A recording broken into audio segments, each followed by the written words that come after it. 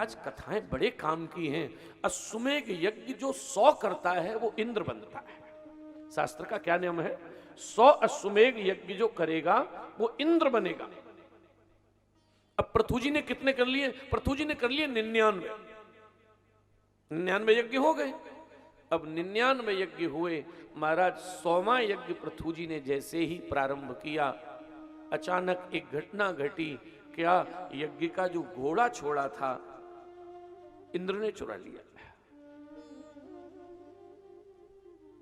इसका मतलब ये मत समझना कि छोटे मोटे लोग ही चोरी करते हैं।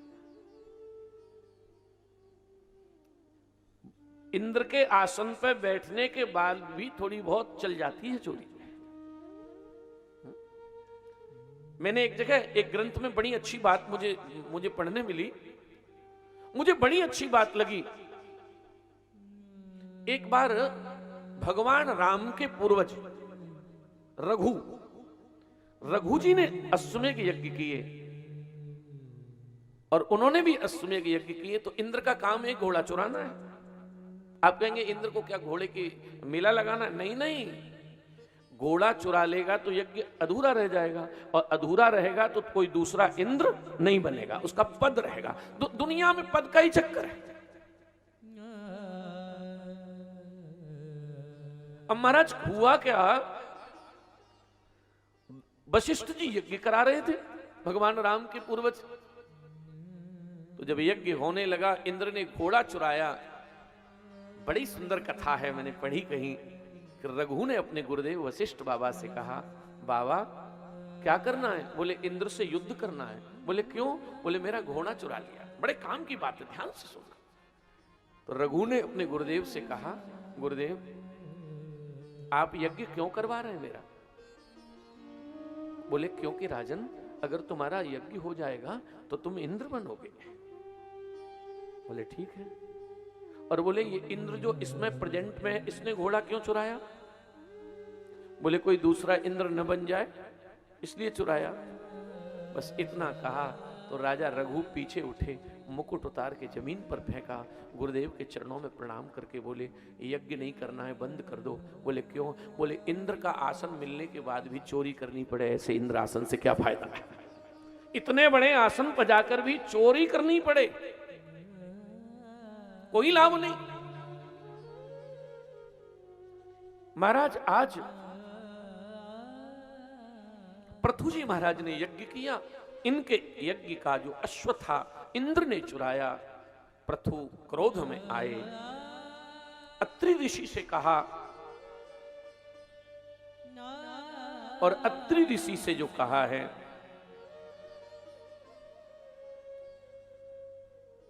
अत्रि ने कहा मैं अभी अभी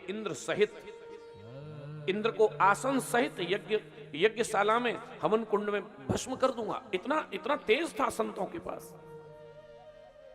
तब इनके यहां सनत कुमार पधारे, और सनत कुमार जब पधारे, ब्रह्मा के 4 पुत्र जो ब्रह्मचारी हैं, ये संत पधारे। सुखदेव भगवान ने कहा, पृथु जी प्रणाम करके चरणों में गिर गए। पृथु जी कहते हैं आप मेरे घर पधारे, बोले क्या है? ब्यालाले दुमा भई ते अखिल संपद यद्दास्तीर्थ पादीय पाद तीर्थ विविर्जिता। बहुत बड़ी बात कह रहे हैं पृथु जी, कह रहे हैं प्रभु संतों के चरण आ गए, जहां वहां सब मिल गया। संतों के चरणों पर जो जल पड़ता है, वो जल जब सेवक को मिलता है तो उसे सारे तीर्थों का लाभ हो जाता है। मेरे घर आप पधार गए, मेरा यज्ञ पूरा हुआ। पृथु जी ने सब छोड़ा महाराज, यज्ञ गुरुदेव के चरणों में समर्पित हुए। और बड़ी सुंदर कथा है कि पृथु जी ने कहा, मैं इतना प्रभु गुरुदेव आपसे इतना प्रभावित हो गया हूं कि अगर आप चाहो तो मेरा सब ले लो, सब ले लो मेरा।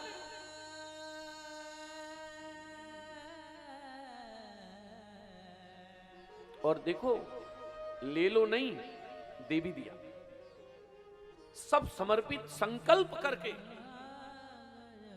पृथु जी ने अपने गुरुदेव को सब दे दिया। पर गुरुदेव भी अच्छे थे उस जमाने के, आजकल के होते तो ले जाते, लेकिन वे कैसे गुरु जी थे?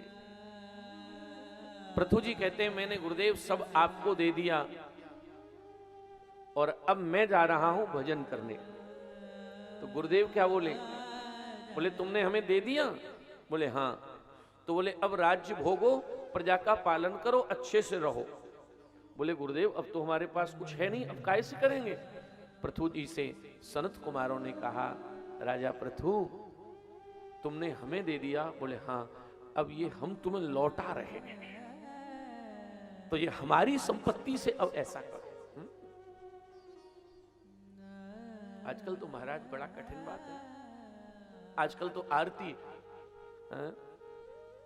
कैसे गाते? तन भी तेरा मन भी तेरा धन भी तेरा, और फिर बाद में क्या कहते? स्वामी सब कुछ है तेरा पर हाथ न लगाना इसको, क्योंकि ये तो है मेरा।